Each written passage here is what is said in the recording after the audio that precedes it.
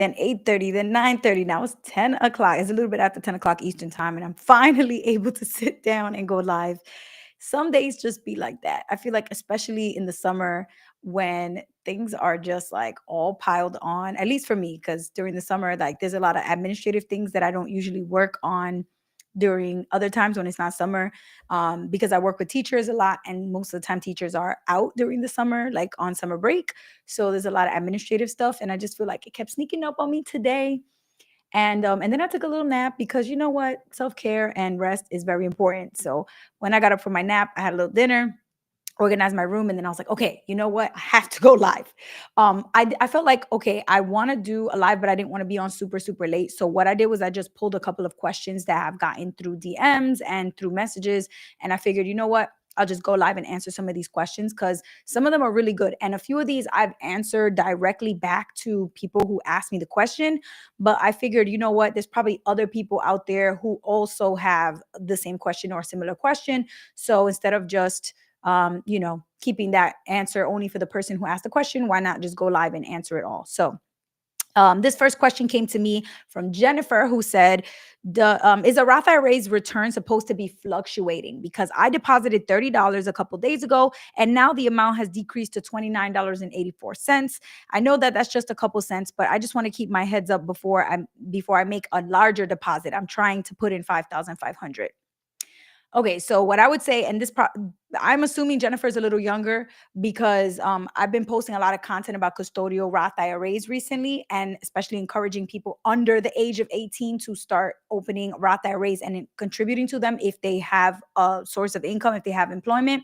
And I feel like a lot of younger people have found my channel. So if you found my platform is be helpful because of a video about Roth IRAs or custodial Roth IRAs, and you're a little bit younger, whether you're under 18 or even like under 25, special welcome to you. I feel like you're really lucky because I did not know anything about personal finance or money or financial literacy when I was young, like in my early 20s or even in my teens especially. I didn't catch on to any of this until I was already in my mid 20s and didn't really get good at it until my late 20s, early 30s. So, shout outs to y'all and congratulations the fact that you figured out a platform where you could go to learn about money early, okay? You're really lucky about that. But what I would say, like an analogy that I would help young people understand like your investments in your account with, this analogy that I would use is like when it comes to your schoolwork, your academics, right? The grades that you get in all the classes is very similar to what you can expect to see in your accounts when you start investing, especially something like a Roth IRA account. So think about it like throughout the year, you're going to take a bunch of classes, right? In some classes, you might get an 80. Some classes, you might do really well. You might get 90, 99, 100. Other classes, maybe you didn't do so well. Maybe you got a 70 or a 75. But your GPA is the average of your performance in all of those classes. So it's not like you're going to get a 65 average GPA just because you got a 65 in one class. Is if the other classes are 85, 90, 95, then your average is still going to be pretty high. It's just that 65 is going to lower the average just a little bit. And it's the same thing with the market. There's going to be days where the market goes up. There's going to be days where the market goes down. There's going to be days where the market doesn't change at all, doesn't do much of anything. But you don't really care about each of those individual things that happen day to day in the market. You got to be thinking about the long run, and you're focusing on the average return that you're getting over, let's say, a 5-year period of time or a 10-year or 20-year period of time, right? Literally just this morning, matter of fact, I have a great example about this morning. I logged into my 401k, which is with the company Vanguard, which I love. I love Vanguard because they're the first ever to offer really low cost index funds to everyday investors like you and me. I love Vanguard. I go hard for Vanguard, and not sponsored or anything like that, but I really just love Vanguard. Now, my 401k with Vanguard is 100% of my money that I invest in my 401k goes directly to Vanguard's total stock market Admiral shares index fund, which is VTSAX. 100% of my 401k is invested in the United States stock market, every stock in America, right? And whether you like that idea or not, doesn't matter. That's neither here nor there. But the point is, I checked my 401k and my balance, the total amount in that 401k is $330,000, a little bit over that, but roughly $330,000.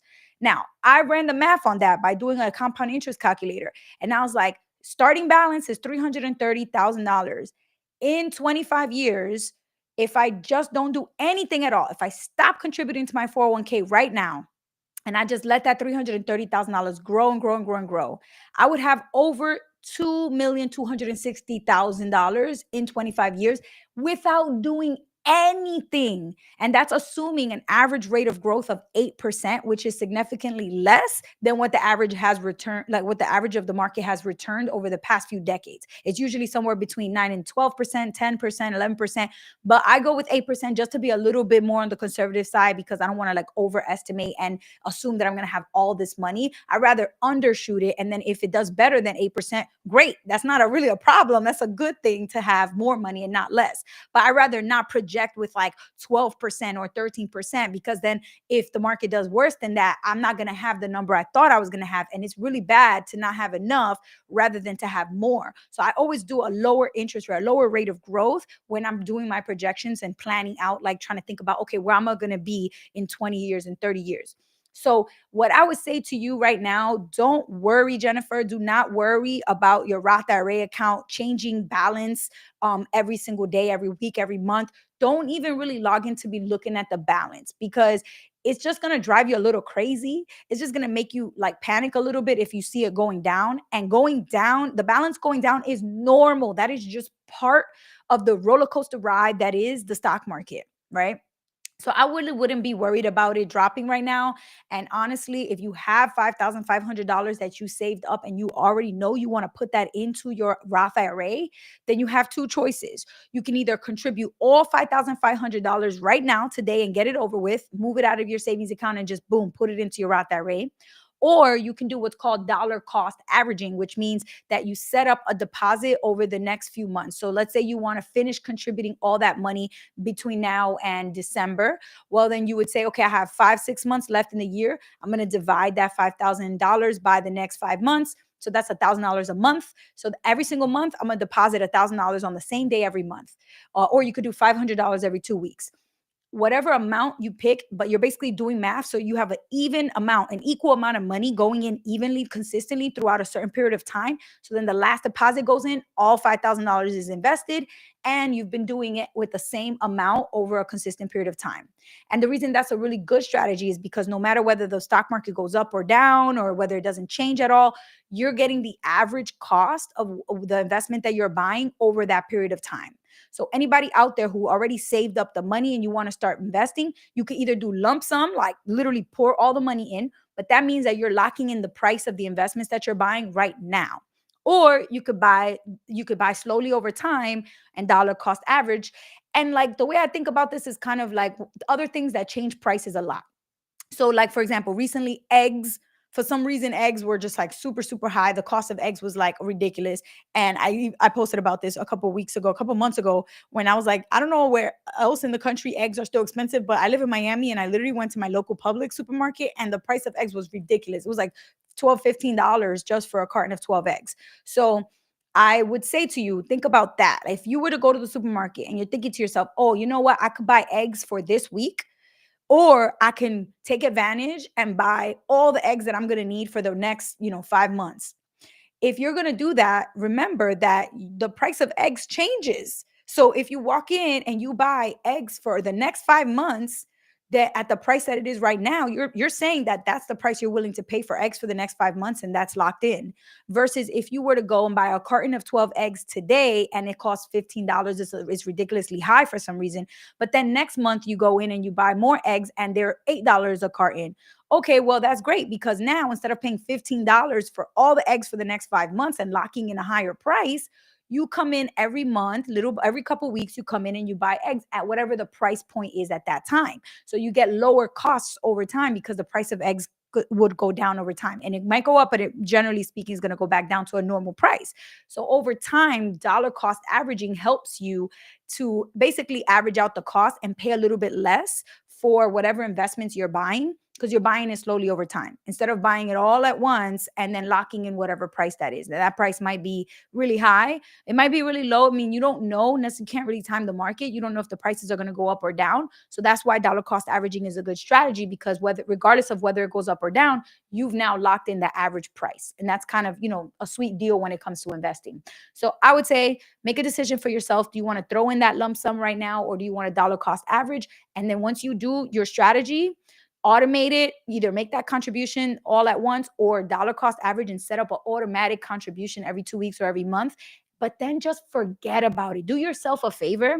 Don't be logging in every week, every day, because you're just going to drive yourself nuts. Let it happen automatically in the background and don't really check your accounts except for once in a while. So like I did, I checked my 401k this morning.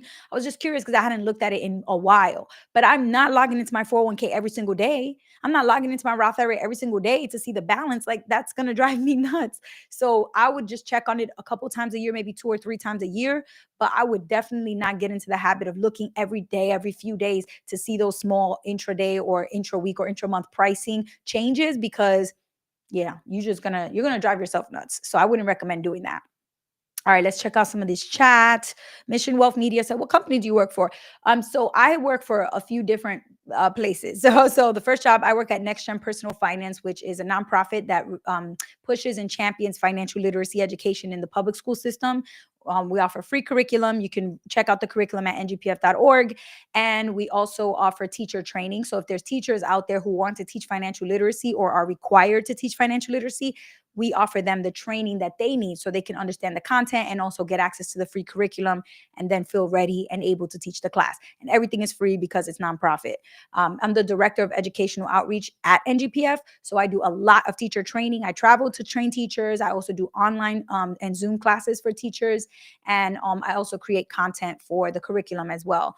And then I also work at the NGPF Mission 2030 Fund, which is a different nonprofit organization that travels. I travel around the country to work with state leaders, senators, representatives, governors, different education leaders to actually get the state law to change. So we get bills and we try to get these bills passed and signed into law that require high schools to teach financial literacy to every single student as a graduation requirement.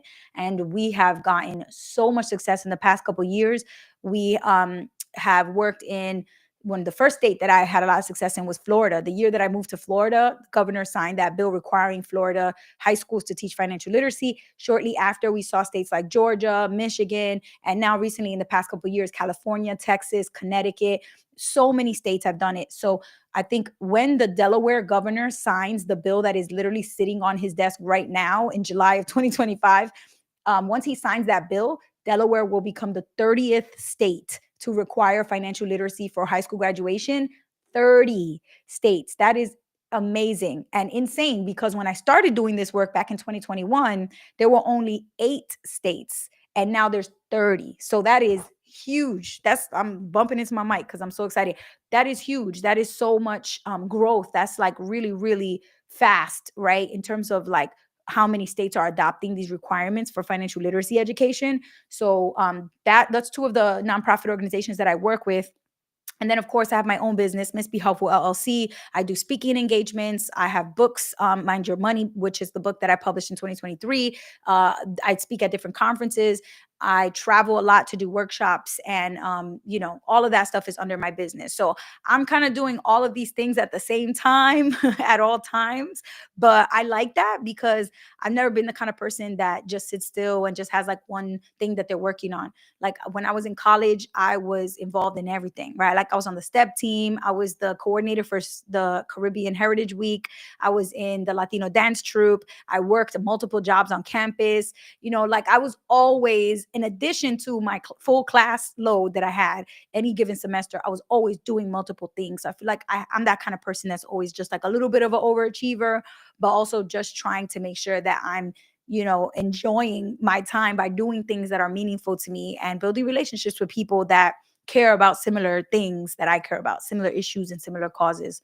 So that's the work that I do. And thank you for that question, Mission Wealth Media, because I don't know if I've talked about like all of my employment and my income streams and all that specifically on any recent lives. So good question. Sam, I am. Welcome back. Sam says, "Hi, Nelly. I'm just here to listen to the knowledge you give. Thanks again." Thank you, Sam. I appreciate that. Mission Wealth Media said, "If you ever put a team together for Miss Be Helpful LLC, I would love to be part of it."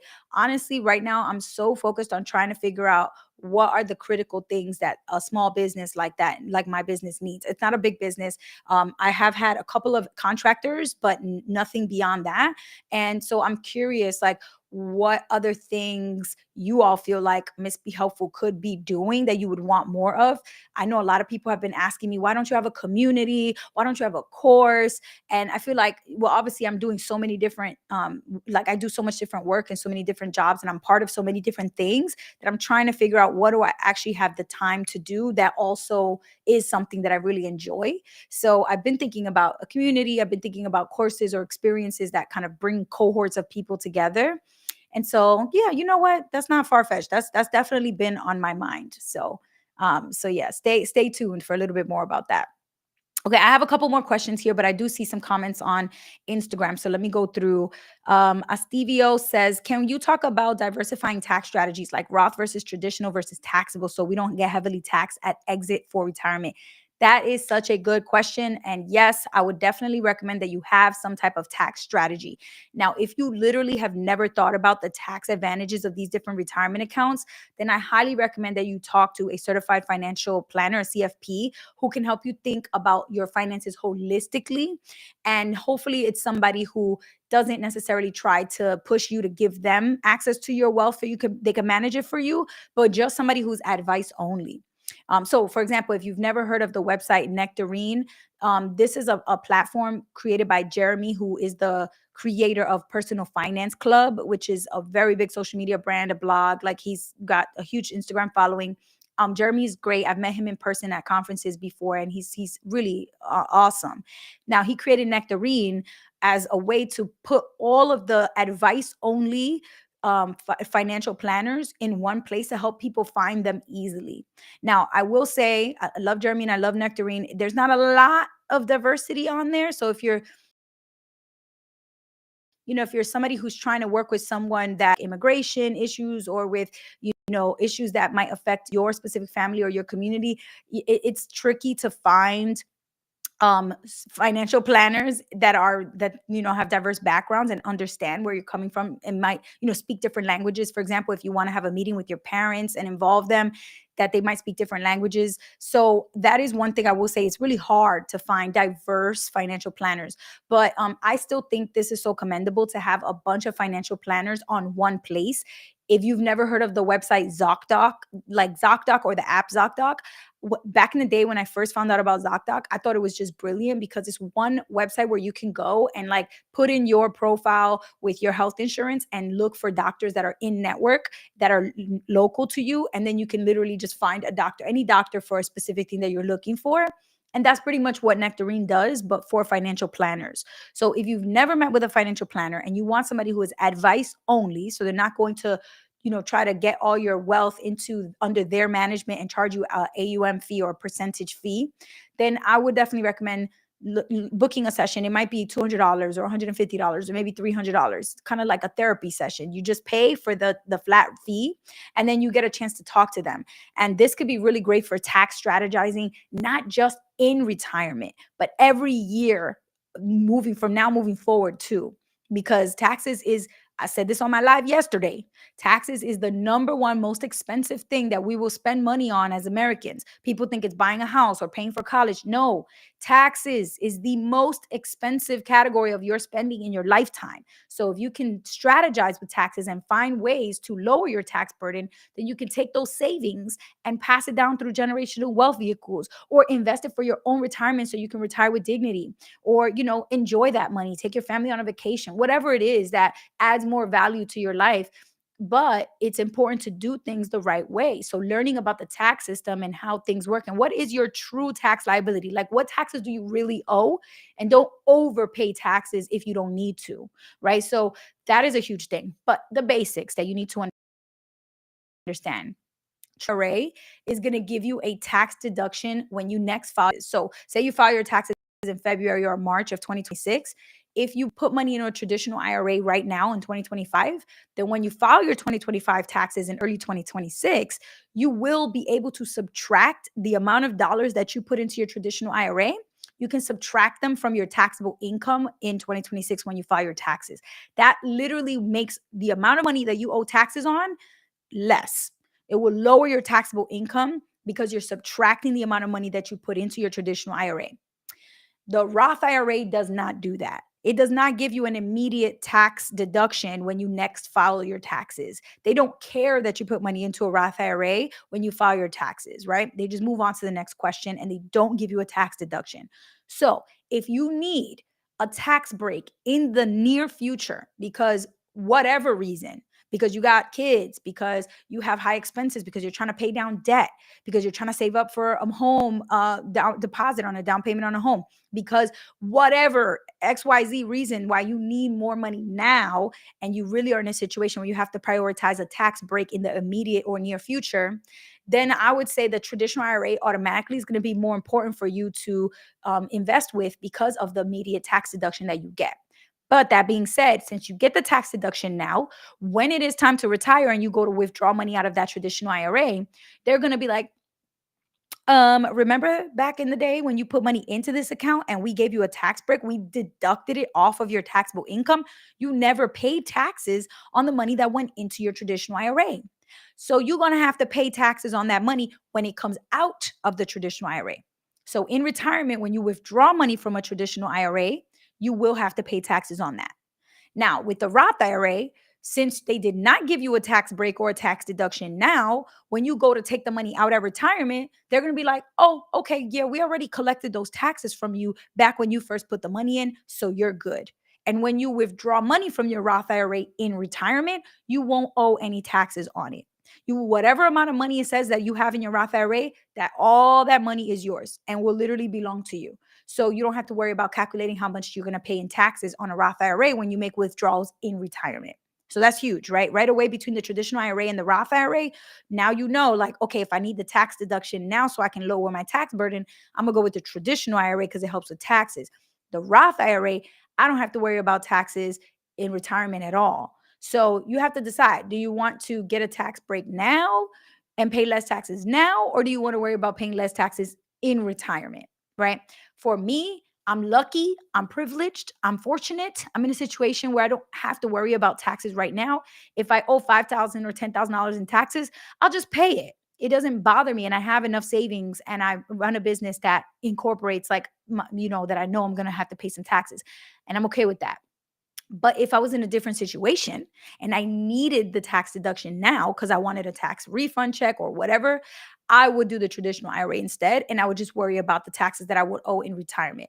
But I'm not doing that. Right now, I'm focusing all my energy on Roth accounts as much as I can. My Roth 401k. So the money that I told y'all I have in my 401k, the 330,000 that I saw this morning in my 401k, that's a Roth 401k. So when I take money out in retirement, I ain't got to worry about no taxes on that.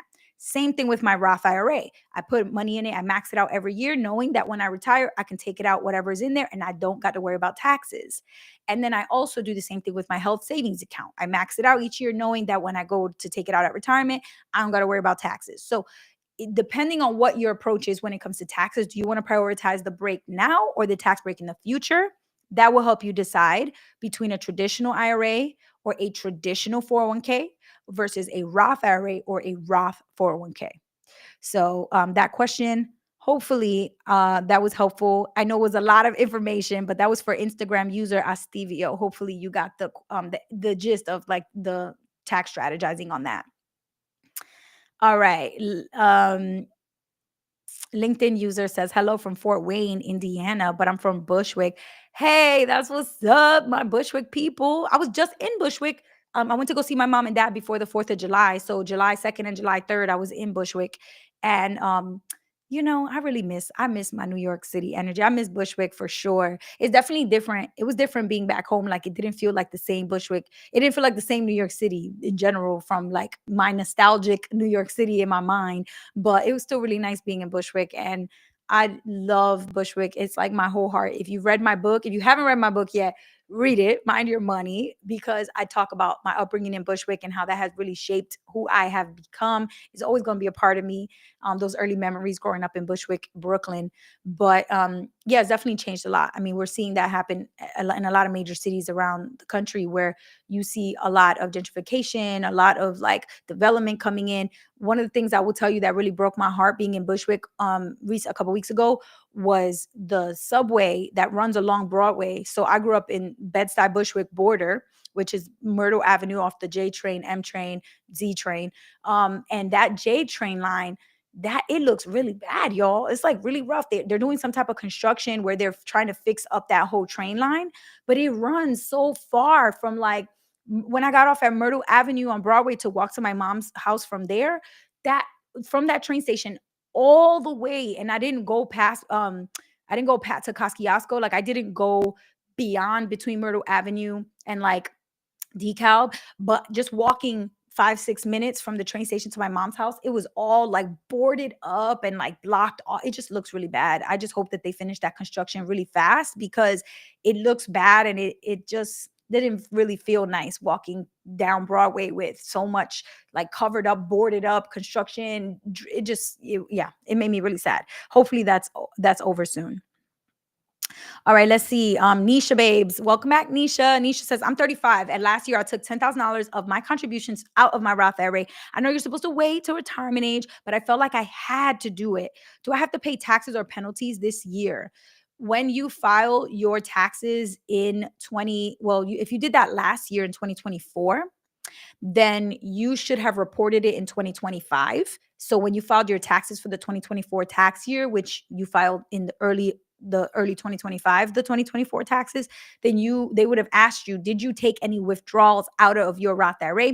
And then you would have had to answer yes. If they asked, were they qualified withdrawals? So if it was a qualified distribution, then that means it's okay. It was allowed. If it was not a qualified distribution, then you would have had to pay your penalties. That being said, it depends on how much money you contributed into your Roth IRA yourself. Because if you put in to this day, to that point when you took out the 10,000, if you had put in yourself $12,000 of your own money and then you took out 10,000, then you're good because you can always at any point with no questions asked, no penalties, no taxes, no fees, take out any of the contributions that you put into your Roth IRA up to how many dollars you put in yourself. But where the penalties come in is when you start taking out the profits, the earnings that have grown inside your Roth IRA account.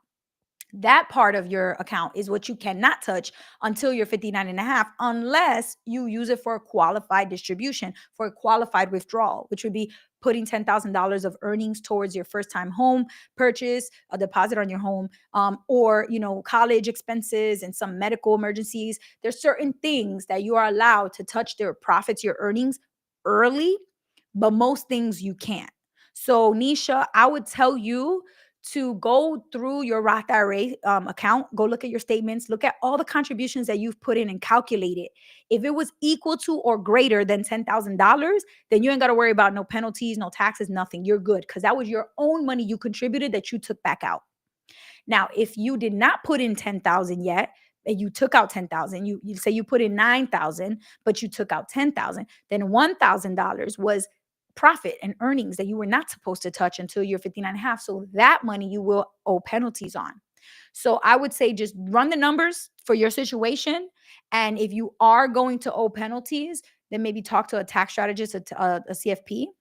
But if you're good, if you put in 10,000 at least, then you don't have to worry about no penalties. And that's the beautiful thing about the Roth IRA, you guys. Like I always stand on my high horse and talk about the Roth IRA so much because it's basically like a last resort savings account. If you desperately needed to access money from somewhere, you don't have it in savings, you've already used up all of your emergency money, there's a medical emergency, whatever it might be, and you literally don't have anywhere else to go get money, you can still access the deposits, the contributions that you've put into your Roth IRA. You can take it back out with no questions asked. So that's a really nice thing because it's kind of like a safety net under your safety net, right? Like for me, my emergency savings fund, that's my safety net. But then my Roth IRA contributions are like another safety net. So safety net for your safety net. So that is what's really nice about the Roth IRA.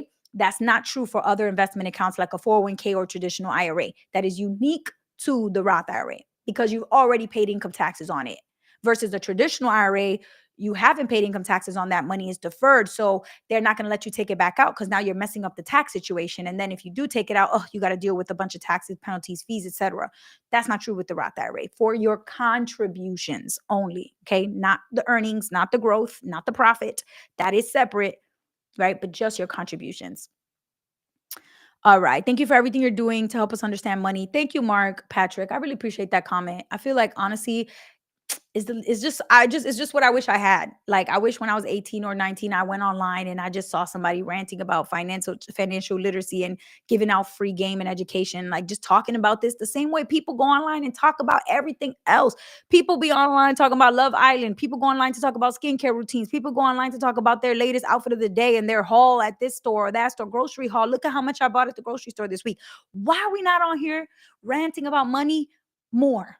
So you're thanking me, but honestly, I just feel like I'm doing what I wish was available to me when I was younger, and hopefully trying to spread some, responsible financial education and not like some of the trash that I see on social media and some of the scams that I see on social media a lot. Carlos Giz said, or Carlos GLZ said, hello from New Jersey. Shout out to New Jersey. My boyfriend is from Jersey, so I have a little bit of love for dirty Jersey. Okay. Terrence said, I have well over $100,000 in various regular accounts. Terrence, I'm so proud of you that you have $100,000, but oh my God, regular accounts? Bro, I am like, my heart is palpitating. Well, what is going on? Why are they in regular accounts? These dollars should not be in regular accounts. I know, he says in parentheses, how can I leverage that for relatively short-term investments? I would say right now, CD rates are very freaking high. Like these CD interest rates, 5-6%. That is pretty freaking great. Some people get 5 or 6% return on their investment after a year or 2 years of investing. So if you can get a guaranteed 5 or 6% on your 100K in a year of locking it up in a CD, that is something to consider for sure. Okay, especially because it's little to no risk at all. Like, obviously you're risking that the money's not available to you because you're freezing it in a CD, but you're going to unfreeze it after it expires within whatever months, 12 months, 6 months, 8 months, 18 months. You get to choose. And the longer you lock it and freeze it up for, the higher the interest rate the bank will give you. So I would say first place to go shop is a CD. I would assume that you probably want something like that because you're keeping it in a regular account. You're not looking to put it in the market, obviously, because if so, you wouldn't have 100K sitting in regular bank accounts. So right now, I would say definitely check CDs. If you're looking for 6 months, they got 6-month CDs. If you're talking about like short term being like a year, 12 months, they have 1 year CDs. If you can do a year and a half, 18 months, they'll give you even more interest. So I definitely recommend certificate of deposit savings accounts or CD. It's a special type of savings account where you can lock or freeze your money away for a set period of time and get a guaranteed interest rate on that money during that time that you will be paid back when you unlock or unfreeze the account after that set period of time runs out. So if you don't already have a CD, that's your first order of business, Terrence. Like it's too easy to set up a CD for you not to do it. You know what I'm saying? It's very, very simple. You go online, you shop around, you find a few interest rates that are really high. 5% right now is really good. And then lock it up for however much time, transfer that money in, you're guaranteed that interest rate. And they'll email you when your account is about to expire. But obviously, I would set a calendar reminder also, jot it down for your own purposes so you remember when it's going to unlock. And then that way you can take the money and either reinvest it or use it for whatever that short-term goal that you have is. Maybe you're trying to buy a house or a car or something in a year. Like you can then unlock the money plus the interest, take it all out, and go ahead and do what you got to do. All right, let's see other questions. Risha Biz Yours on Instagram said, when is it good to start a website for your business? I mean, honestly, starting a website for your business is really cheap nowadays. You could probably buy a template for like 20-30 bucks and just fill it up with whatever information you want, but it does kind of tend to add up the money. Like I would say for like $150 you could do a pretty good website on your own if you know the basics, right? You could do something like wix.com, where, or you can do something like what are some of the other ones? There's so many. I feel like there's so many nowadays. But as long as you have a good template, a solid template where you don't spend a ton of money on it, maybe 20-30 bucks, the domain name, you can go on hover.com or GoDaddy and buy the domain name. That's depending on what the name of your business is, could run you, a couple hundred or maybe even a couple $1,000s. So try to find something that's not really, really pricey for your domain name. And then buying your domain name, buying your template for the website design, spending the time to fill in the template with all of your content and images and text and all that, and then linking it to your domain name so that when people type in the domain name, what they see is actually what's on that website that you use the template to create. All of that, you could probably do that with Webflow or I mean, look, there's so many out there, but I feel like right nowadays it is significantly cheaper to create a website than it used to be back in the day. People used to pay $500,000-$600,000 to get a website. Nowadays, I feel like you could do it for under $100, really and truly. So, depending on the domain name and the template that you buy, but I would check out resources like Wix.com and Webflow. These are two that I have personally used to make my business website, and they're pretty cheap, pretty affordable. I used Hover.com to buy my domain name. I used Webflow to get the template for my website, and I used Wix.com to host my website, Miss Be Helpful LLC or MissBeHelpful.com. So, if you want to just check out mine, go to MissBeHelpful.com. That one is Wix. And if you go to the Webflow one, it's mindyourmoneybook.com. And you can take a look at, like, the what I've done, which is really basic, simple stuff, right? But all of it was not, I would not say I spent more than $100 to $200 on all of this stuff.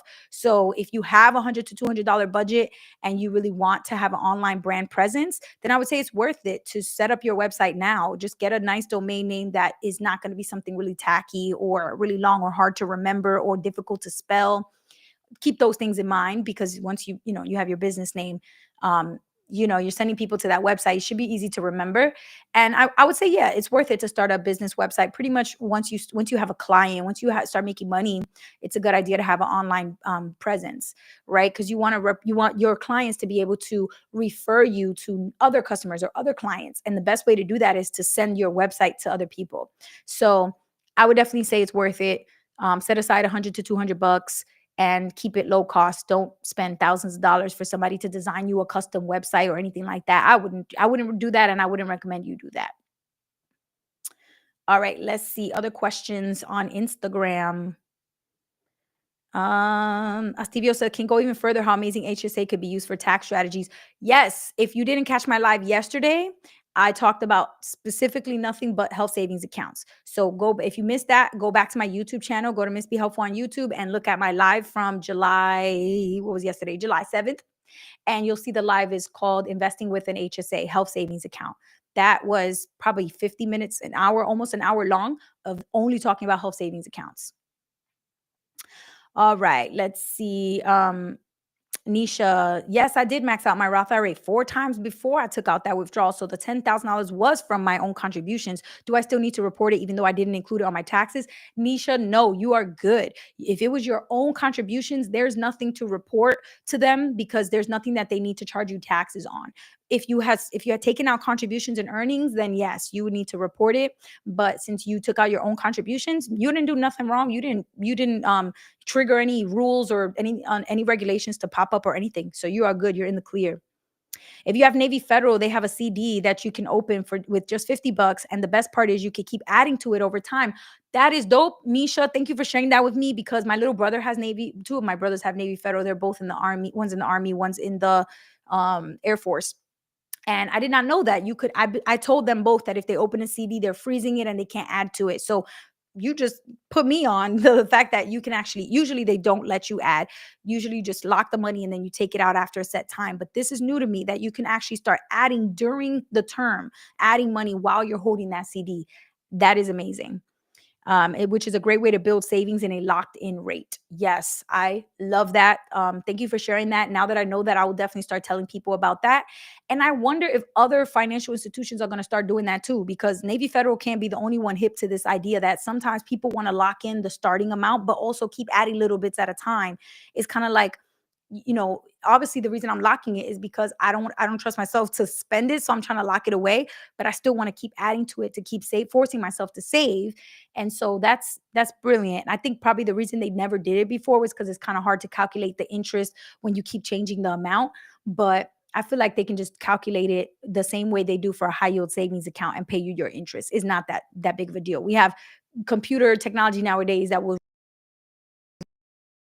run the math for you and automate that whole system. So I would definitely take advantage of a CD that allows me to keep adding to it and growing the amount while it's frozen and guaranteed that interest rate. That's brilliant. Chef's kiss. I love that. All right, let me see. Instagram. What do you do to keep to stay that is keeping you healthy? Helpful advice to invest for retirement, but also want to grow healthy. Suspecting you exercise and eat healthily. I do. I have a trainer. I work out 3 to 4 days a week with my trainer. And on times when I'm traveling away, I try to work out on my own. I'm not always the best at it, but I'm going to be real with you. Having a trainer has really helped me stay consistent because there's days when I wake up and I just don't feel like working out. I don't have a lot of motivation to do it because it's painful. But when you lift heavy weights, it hurts and it sucks. And honestly, as a girl, maybe this is not just a girl thing, but as a girl with long hair, it's very frustrating to walk out the gym really sweaty and mess up my hair and sweat it all out after I styled it. So it's very annoying to me when I go and lift heavy weights and then I'm all sweaty and I feel like I have to redo my whole hair and every time I have to shower and everything. So sometimes it's just a little annoying to work out like that, but I still know how important it is because I've listened to so many podcasts. I've read so many books about like your health over time. Once you turn 40, from what I understand, your muscles start to deteriorate, right? Every single year after your 40th birthday, your muscles are less and less, like your muscle tissue begins to deteriorate every single year. You have less and less muscle tissue. So the only way to counteract how it's deteriorating is to lift weights and actually, strengthen your muscles and build muscle. And so, say for example, it deteriorates 1% every year, you would have to build 2% of muscle if you want to have 1% more muscle because that first 1% that you build is getting deteriorated. So now you're at zero. And then if you want to gain 1%, you have to get 2% of growth. And so to me, it makes sense because it's kind of like inflation. Inflation, it devalues your money. So if inflation is 2%, then I have to make $102 if I want to have $100 at the end of the year because inflation is going to subtract 2% of the value of my. Understand the correlation between health and your finances and money and how important it is to understand that in the long run you really have to be combating inflation. You got to fight back against inflation. If inflation is 3% and your bank is paying you 3%, you're at 0% growth.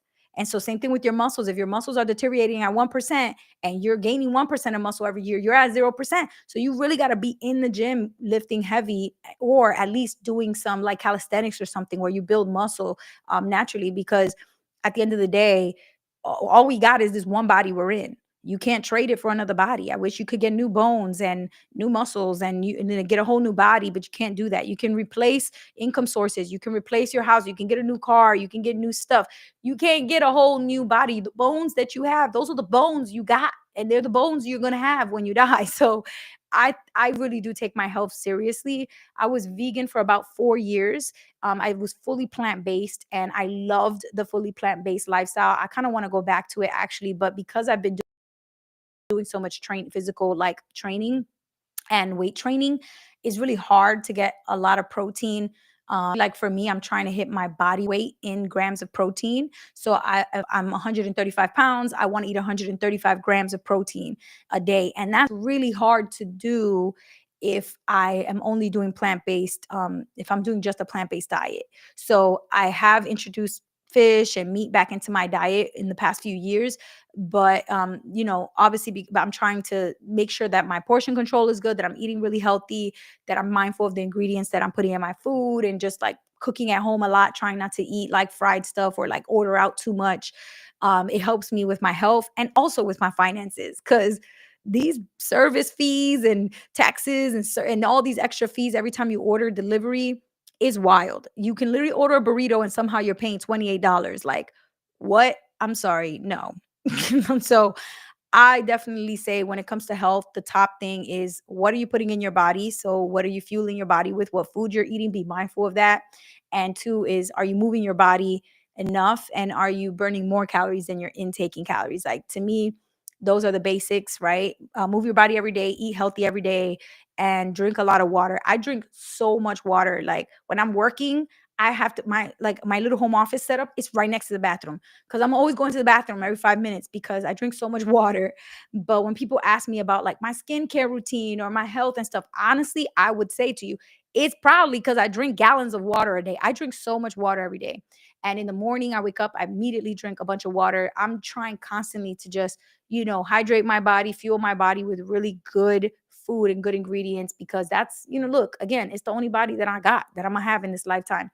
And I also feel like a lot of it is related to my finances too, because as you get older, the more that you did not take care of yourself in your 20s and 30s and 40s, the more you're going to have to spend on your healthcare and your medical expenses in your 60s, 70s, and 80s. So I would rather put in the time and effort and work hard in terms of my fitness now and know that financially I'm not going to have to spend a bunch of money in my older age to deal with the repercussions of not being super healthy or fit. So I try to, and again, I'm not like some crazy muscle. Like I'm not like a bodybuilder or anything like that, but I just try to, stay relatively fit. I try to focus on muscles. I'm not like standing constantly on the scale looking at my weight or anything like that, but I do want to track, just how much protein I'm taking in every day, and how what percentage is my muscles, are my muscles growing? Like that's the biggest thing to me. Like, am I getting more muscle mass? Because at the end of the day, you could be trying to do everything right and you're not gaining muscle. And so for me, the focus is on gaining muscle because of that fact that I learned about how your muscles deteriorate after your 40th birthday. So I'm trying to be mindful of that because I'm 35. I'm not, 21 anymore. So when I was 21, I don't think I ever went to the gym once. Not one time. Like I would dance. I would go to dance parties. I would dance merengue, bachata, salsa, dance reggaeton. I would be sweating it up at a dance party. That was my only workout when I was in my early 20s versus now in my mid 30s. And as I'm approaching 40, like I'm in the gym, y'all. I'm lifting heavy because I really do want to focus on being able to move my body and have mobility in my old age. And I see my parents, like my dad especially, like struggling to move the way he used to, and like his back hurts, or he can't bend down to pick something up, or he can't stretch, he can't do certain stretches because everything is painful now, and he's 75. So I think to myself, like when I'm that age, when I'm my dad's age, I don't want to have those issues, and the only way to prevent those issues is to start working on mobility and muscle gains now, decades before I get to that age. So that's the short end of it in terms of exercising and eating healthy. And I don't feel like you have to spend thousands of dollars a month on a fancy gym membership or on, organic everything. Or I'm not that kind of person. I don't do all that. I think you can be generally just paying attention to your portion control, ingredients that you're using. Obviously, try not to put too much of like, frying everything, oil and everything, and like be mindful of those basics and eat whole foods. I mean, that not Whole Foods the supermarket, y'all, not Whole Foods the store. Eat whole food items. Like if you look up the Whole 30 diet, like you can look and see what are the ingredients, right? Like is this something that grows from naturally from planet Earth, or is this something that was manufactured in a factory? Is this something that is processed, or is this something that's natural? That to me, that those are the basics that I think most people should keep in mind. All right, we got Vicville23 from Instagram said, I took a financial literacy course where you taught through your videos, and I still find investing scary. I don't know what steps I should take now as a teenager to help me in the future. Ooh, I wonder what financial literacy course you took. If it was in school with some of my videos from NGPF, if it was like the CNBC course that I'm part of where I talk about budgeting. I'm so curious. But since you're a teenager and you just want to learn about money so you can enjoy it when you're older, you're so young, you're only a teenager.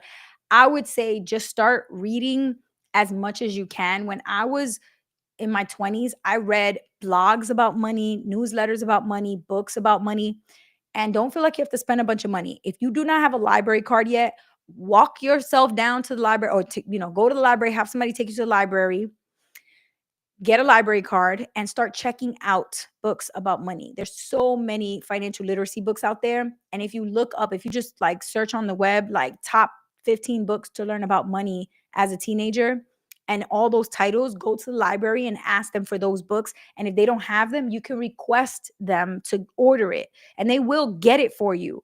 It's amazing. Okay. People do not use the library as enough. So don't spend a bunch of money buying books. Just go to the library and check out books about money, investing, wealth, entrepreneurship, self development, budgeting, managing your wealth over time. Like just start reading as much as you can, because even though it feels like homework, it is homework. It feels like homework because it is homework.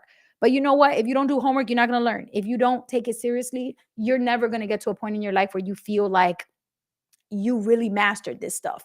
Because the only way you could really master a subject is by studying it, right? Like if you have a degree in biology, you studied biology for 4 freaking years to get that degree in biology, So I don't understand how people expect to master managing money when they ain't never studied managing money. So just start studying it, start taking it really seriously, make it one of the top 3 priorities in your life.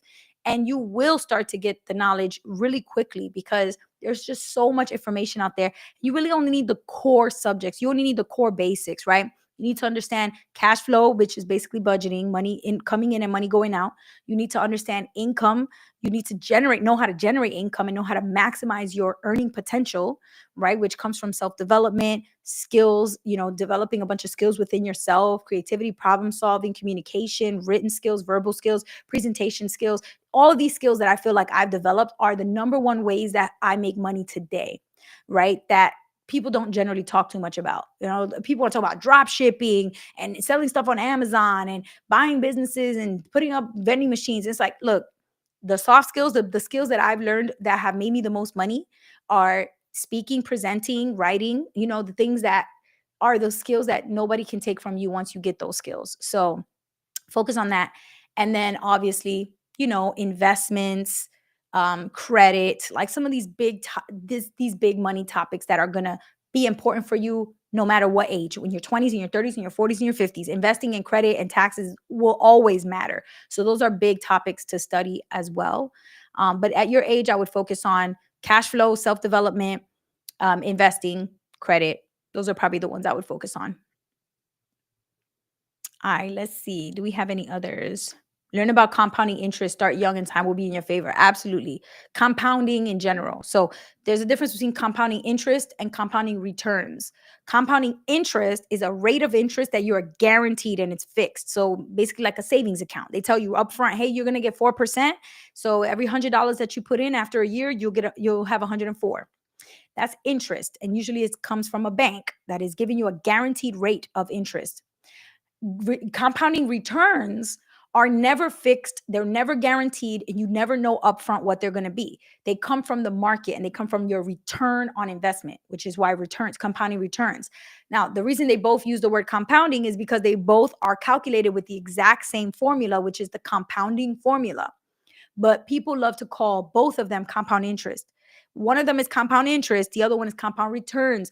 Returns are better because the market tends to give you a much higher return than the bank would. So if you're settling to park all your money in a bank and getting 4%, okay, that's cute, but inflation is like 3%. So you're really only getting 1% growth on your money. Whereas if you invest and get a return, compounding returns over time tend to average 9, 10, 11%. So if inflation is 3% and you got 11% return on average over 20, 30 years, well, then you got an 8% after inflation. That's great. So I would say focus on compounding returns, which means you're investing in things like a custodial Roth IRA, a 529 plan, a custodial brokerage account, these types of investment accounts, rather than only getting compound interest, which comes from a savings account. All right, let's see. Anything else? Okay, I was thinking of a high yield savings account, but I'll look into CDs. Yes, Terrence, look into CDs. Try to get 5% or more if you can right now. Silvio said, thank you for your health feedback. You have to live well. You have that live well mindset, and I enjoy listening to it. Thank you. I appreciate that. Honestly, a lot of it has come from other wise people. I'm not going to sit here and act like I came up with all of these lifestyle things myself. I've just inherited so much, I would say, wisdom from so many others. Like if you've never watched Impact Theory on YouTube from Tom Bilyeu, Tom Bilyeu, Tom Bilyeu on YouTube, I've watched so many of his interviews with people who are ordinary everyday people who have done extraordinary things in their lives. So many of his guests are like freaking remarkable. Like for real, it leaves me with like chills and my hair standing on end because that is how remarkable these people are, the things that they have achieved and the things that they've overcome, the adversity that they have faced, success in entrepreneurship, success in making an impact in the world, a lot of science research, a lot of business leaders. So if you don't watch Impact Theory on YouTube, it's free. And it is so amazing, inspiring, impactful. You get so much knowledge. You leave feeling motivated after watching an episode. Like, damn, man, if this person can do that, I know I can get my butt up and do a workout. I know I can save $50. I know I can, start learning about investing because if this person can do that, I know I can do this. So for me, Impact Theory has had a big impact on me. and also just a few people that I follow when it comes to health. Dr. Peter Attia, if you haven't read his book Outlive, highly recommend it. Oprah has been like touting it and promoting it a lot this year because it is such a good book. I didn't finish the whole book, but I read most of it, and I listened to Peter Attia's podcast quite a bit, which is called Drive. And I also have his app called Zero, which allows me to track when I do fasting. So sometimes I'll do a day or 2 days with no eating, just drinking water only.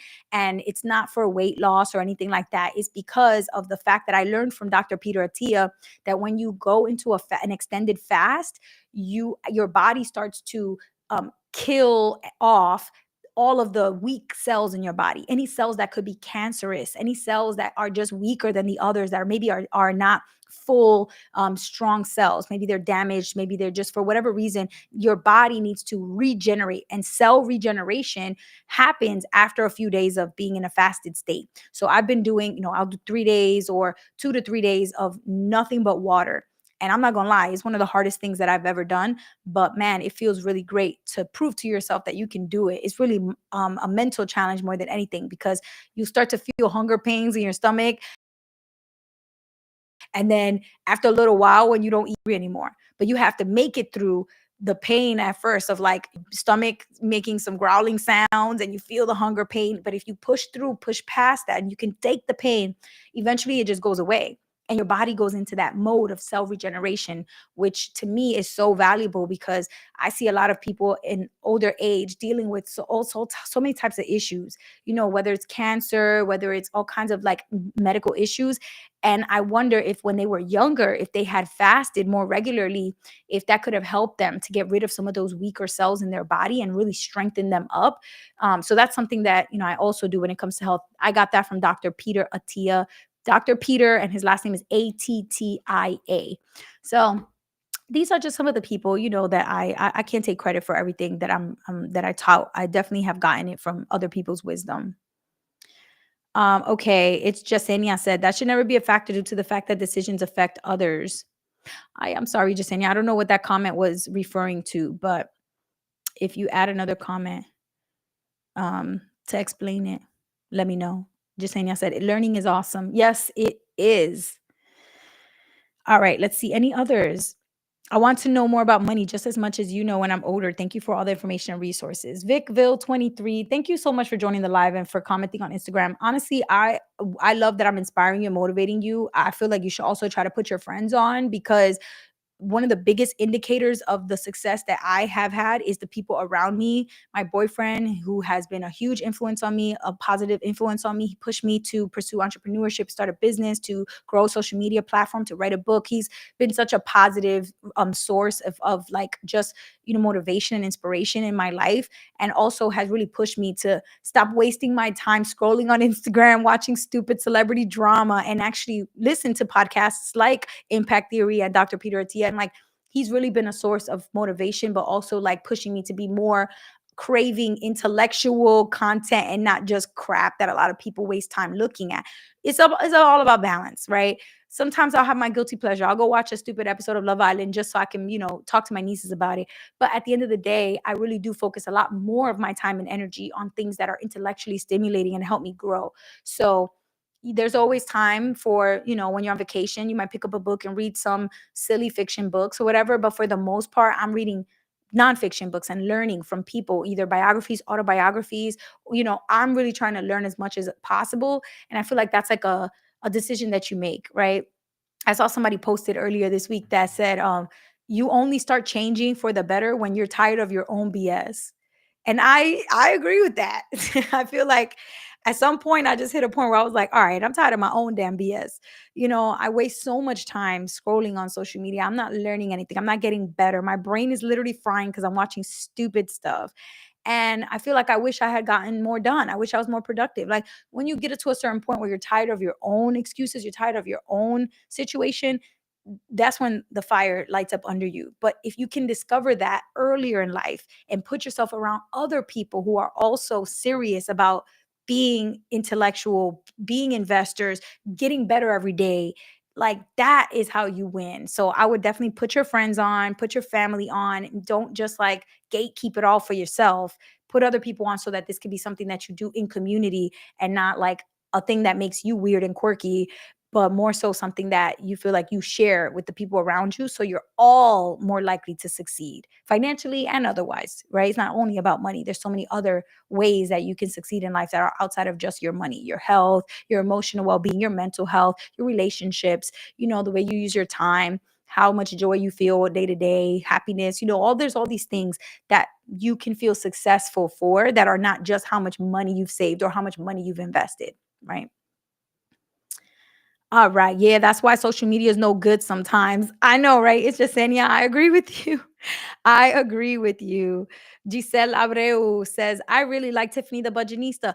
I really like Tiffany the Budgetnista too. I love her. She's so amazing. And actually, she's one of my good friends and mentors. Now, I can't believe I get to say that because back in 2014 or 2013, maybe, I lived in an apartment with my roommate who I went to college with. And she's the one that told me about Tiffany the Budgetnista because I mentioned to her that I wanted to start a brand or like a Facebook page or a YouTube channel or something about financial literacy. And she was like, oh, you mean like Tiffany the Budgetnista?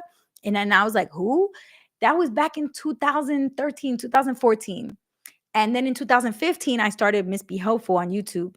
And now in 2025, I actually have met Tiffany. I've worked with Tiffany. I've been on, multiple different sponsorships and partnerships and collaborations with Tiffany. I've shared the stage with her. Like, I can text her, I can reach out to her and ask her for guidance or for help or for support when I need. Like, so she's amazing. So it's not, there's a reason why she has such a big following and why she's so successful and why her book is a New York Times bestseller.